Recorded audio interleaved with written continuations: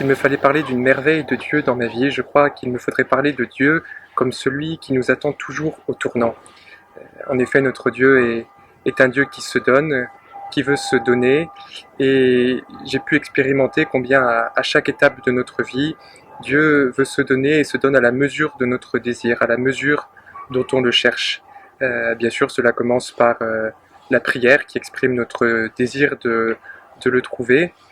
mais aussi par l'opportunité de pouvoir étudier la théologie, et Dieu est toujours plus grand que ce qu'on peut en comprendre. On n'aura jamais fini de le connaître et de l'aimer, et plus on le connaît, plus on le cherche, plus Dieu se donne, peut combler notre désir, et plus notre amour peut grandir. Et je crois que c'est un motif profond d'émerveillement, mais mon émerveillement aussi vient de ce que Dieu se donne à tous. Dieu ne fait pas exception des personnes, pour peu qu'on le cherche, qu'on désire le trouver, qu'on ait un peu de bonne volonté, Dieu se donne, et je peux le voir aussi de manière très concrète dans la vie de mes amis,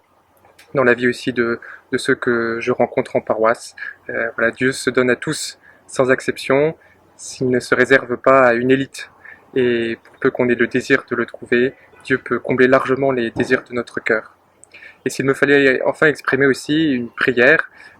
qui est aussi une espérance, autour de ce verset du début de l'évangile de Marc, les disciples disent à Jésus, « Tout le monde te cherche ».